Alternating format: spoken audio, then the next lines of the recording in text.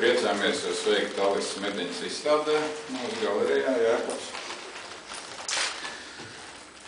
Un izstādes ievadam bija patīkami muzikāls gabals, kas laikam arī ievadīja to kopējo sajūtu, kas tās izstādes iespējā varētu rasties cilvēkiem.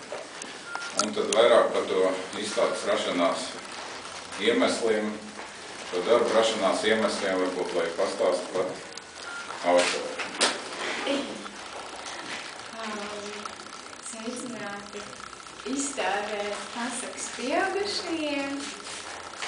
Man tiešām prieks jūs visus redzēt, šeit mēs esam ļoti draudzīgi saskiesti, bet es domāju, ka tas mums netraucēs noteikti arī apskatīties un redzēt tos darbiņus.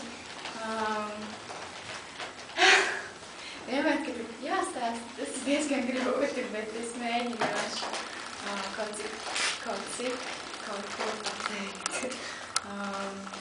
Izstāde pasakas pieaugušajiem īstenībā, diemžēl, arī iepriecināti ar to, kas ir pirmie, kas to redz, jo viņi tikko atbraukusi no Holandas, kur bija Holandas un Vācijas pierobežu pilsētā Džeka Mēris musejā bija šī izstāde, jau redzama.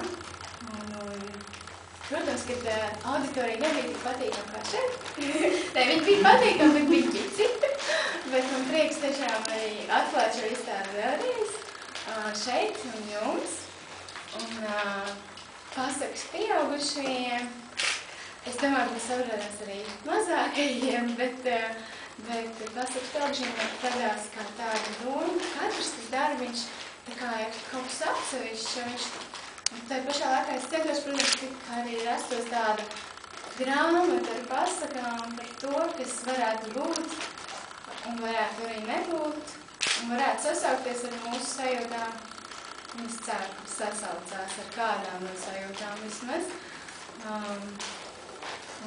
Es ceru, ka katram no mums vismaz kāds no šiem stāstiem liksies saprotams tuvs un varbūt. Katrā ziņā es ceru, ka tās nesīs pozitīvas sajūtas. Jā, un es arī šajā vakarā esmu mūsu mūziķe ieradusies Helēna Kozlova, kas mūs spēlēja, un viņai arī mums būs tāds noskaņu papildinošs turpinājums tam visam. Es tikai teiktu, mīļi paldies jums visiem, ka jūs esat uzticīgi sekotāji. Un kad jūs atkal un atkal redz izstāžu atklāšanās, kas man, protams, vienmēr ir liels notikums. Un liels jums paldies.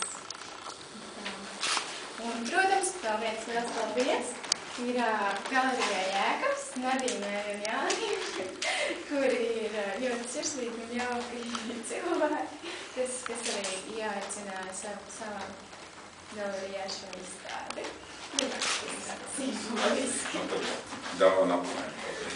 Cik garīgi izskatās.